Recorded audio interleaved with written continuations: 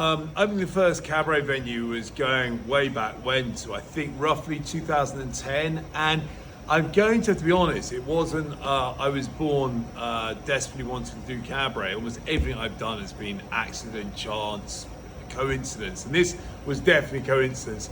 Proud Camden was doing really well, the famous Proud Camden, and for once in my life, it's not been often since, we actually had a bit of spare money. So a venue came up and it was what's called nil premium. There was no money to pay to take it over. Someone had gone bankrupt, and I went down these stairs in the city of London and went down the basement, and there was this really low ceiling place. It was an opera singing restaurant. It was really badly done. Sorry to the owner if you were listening, but it was quite self-apparent why they gone bankrupt. It was tiny, only had about 80 people, but I realized if we got rid of this massive amounts of storerooms and everything else, it was a really big venue. And I just come back from Berlin, and I put one and one together and came up with two, which was, it was a perfect cabaret venue. It had an atmosphere, it was downstairs, it was in an unknown bit of London, you had to go and find it, and I loved it. And I just went, let's do cabaret. I then spent a year doing really, really bad cabaret that I hope no one has ever videoed. Thank God most phones didn't have film cameras then, because it was bloody awful. But slowly but surely, even a moron or idiot like myself learns, and I slowly learned my lessons, and we got better and better. And I was lucky enough to find many of the performers who still perform with us. I'm happy and proud to say 14 years later. So that was how it all began.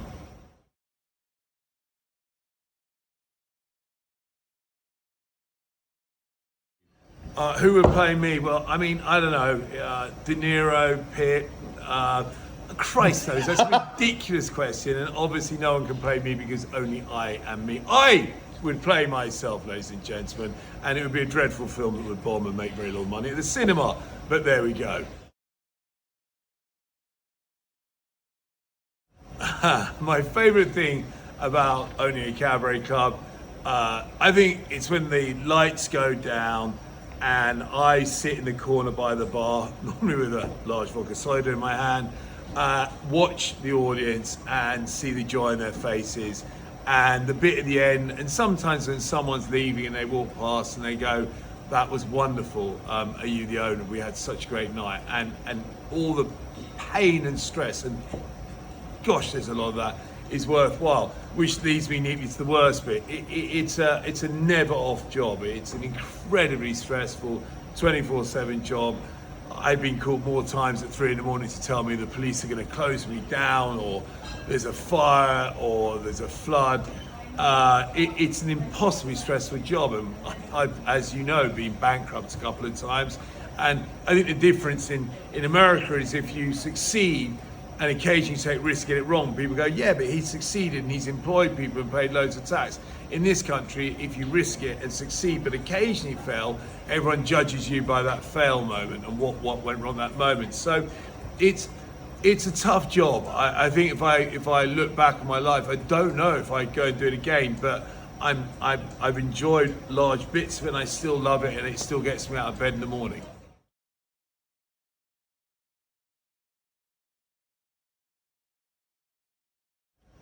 Gosh, there's probably loads of misconceptions about cabaret clubs. Changing rooms aren't sexy. Okay, seeing lots of people get changed, female, male, and everything in between, it's very professional. Everyone's just talking about what's happening, what's going on next. It's really weird. I think everyone's fancy of a changing room in a cabaret club is like crazy. It's not like that. Head chefs aren't quite as nasty as everyone seems to think, or they show them on TV. They're lovely. And most of the staff are really lovely people. It's one of the nice things about what we do is almost everyone who works here is working here because they enjoy working with people. So I think that might be a misconception. It's a much friendlier place behind the scenes. Probably the only accurate bit is I have an appallingly bad temper and probably make Gordon Ramsay look like a terribly well-adjusted young man.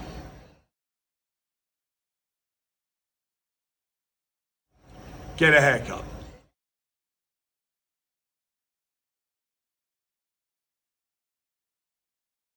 5 years can be interesting. We've got a huge announcement that I'm hoping to make probably in a couple of months that's going to change possibly the whole the ground we stand on. I don't know that's going to happen. I'm really hopeful. We've taken big steps forward this last year. These narrative-based show, West Side Story, Dirty Dancer. I'm so proud of what my team have achieved, and it's taken us forward a big step. We're basically kind of doing stuff that pretty much no one in the world's doing, and I want to keep pushing that envelope out. So in 5 years, I don't know, I'd like to see maybe to have the budget to take narrative shows, but throw the sort of money at the production you can as a theatrical show. At the moment, we're doing them a little bit like a school production. It's to do with the talent on stage rather than the scenery. And it'd be maybe kind of fun to sort of cross that over with the scenery and production value you get in the theatrical show with the incredible skills I have here. That would be great. I maybe I'm getting old, maybe a couple more venues. Who knows? It's going to be an interesting year this year, so stay tuned.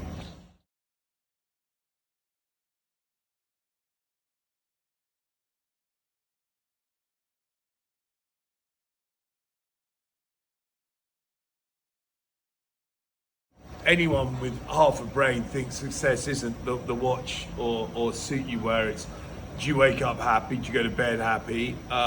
Do you make your family happy? Do you care about your friends and the people who are around you? I know that all sounds very hackneyed, but it's very true. I mean, I'm getting ancient. I think I'm 53. I'm never quite sure, roughly. And as you get older, those things only get more and more crystal clear. I think in your 30s, you think about money a lot, and as you get older, you think about money less and less, and worry more and more about being healthy and happy, and those around you having those things too. So you become less commercial, definitely.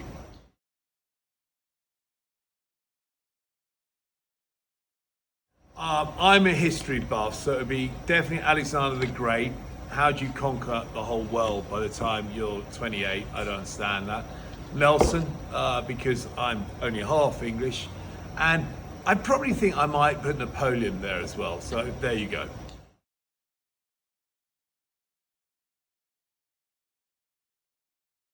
My favorite cabaret show is always my last show. So it's West Side Story. And I've just done the script run through for Dirty Dancer. So right now I'm buzzing about Dirty Dancer. It's really fun because West Side Story, we learned so many lessons. I mean, I'm so proud of what we achieved. If you haven't seen it, you've got a couple more months. Come and see it. It's brilliant. It really is brilliant. It's great fun. But I think all the stuff we've learned from this process, we've now applied from stage one of Dirty Dancer. And we just did our first read through today, and I am so excited about it.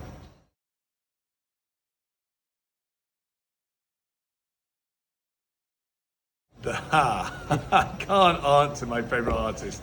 I would literally get ripped. I mean, ripped limb by limb. My favorite artist to grace the cabaret stage is the one that may be doing it later this year. All of them. I'm not answering that.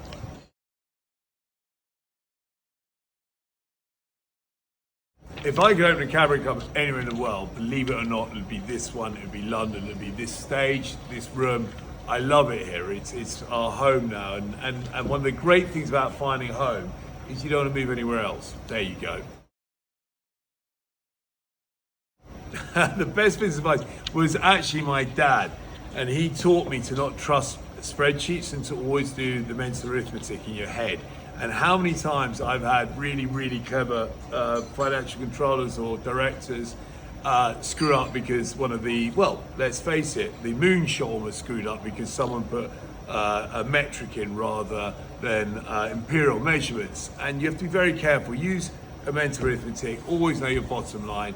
And sadly, accounts, how much cash you have is everything. Learning, I used to think when I was younger, I was an arty person and maths was beneath me. And as a result, I failed miserably for most of my life. But when I started to understand, you have to understand basic accountancy, I started to succeed. And when you do that, double your cost base, half the revenue you think you're gonna make, and if there's still a bottom line there, go for it. What are the things you look for when selecting a performer to work at Proud? Oh, when we select performers, well, that's one of the best bits of our job. I think Proud and our director-producer Jess are brilliant at bringing on new talent. We're really, I think often a lot of venues tend to use a very small circle of talent, and we love bringing in fresh talent. We look for confidence, originality, and it's not about polish. Polish can come when you're on stage. You can get polish by practicing. You can't practice charisma, talent, skill, and those are the things that matter, because I can't teach that to you, whilst we can teach you how to be polished on stage. So we look for that. Well, if you think the Proud Group are successful, I would say entirely it's down to the people who work around me, the loo attendants, the waiters, the bar staff, the producers, the performers, the security guards. They build this. I'm just a conductor at the front. I'm the conductor who can't play any instruments. I just sit there leading the orchestra, and I'm very privileged to be in my position. I don't know what's unique about Proud. Probably, I suppose in this day and age, it's quite unusual that it's me and I own it all, and I take the bad with the good, and I accept that when it all goes wrong, it's my fault. And I think most businesses now tend to be larger conglomerates, have shareholders. We're unusual. We are still a family business, and I very much like that, and I hope it stays that way. I think cabaret clubs are like restaurants, nightclubs, theatres the world over. You have to be remarkably careful that you've got enough cash to survive tomorrow, pay the rent and pay the tax man and your wages. Once that's done, you tend to be okay. You have to be incredibly careful with your money, especially in the last few years with COVID and everything else. So again, depressingly knowing your bottom line.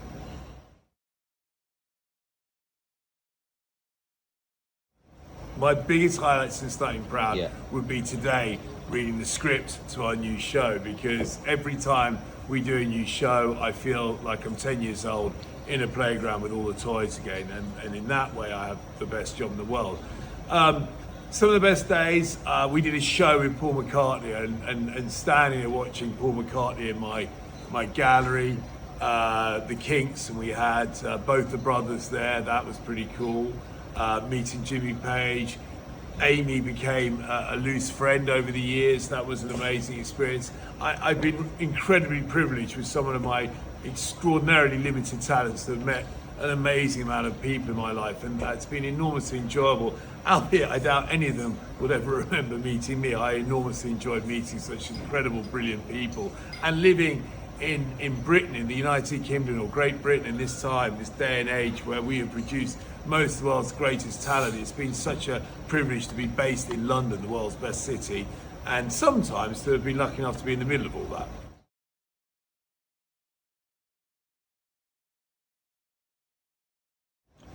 My favourite exhibitions, probably in some ways my first one, going all those years back to, I think it was 95, and I did Dennis Morris and the Sex Pistols, and quite a lot of the band came, and we'd done nothing like that, and suddenly, I'd been a Japanese art dealer, a very bad one, and suddenly there were like 1,000 people outside the gallery. We were on the front covers of the newspapers, and all these famous people came, smuggling out famous A-list Hollywood stars at Helena Christensen's show, because she may or may not have been kissing them, and the press were outside and I had to get them out a back door. That felt pretty Hollywood. There's been a whole load of exhibitions. Helena's ranking was a privilege. David Bailey was an amazing exhibition.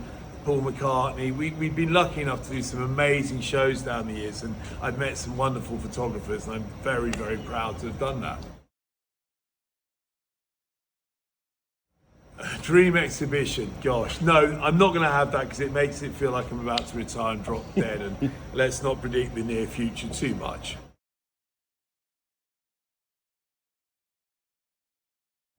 Three words about Cabaret. I would use a modern word, inclusive.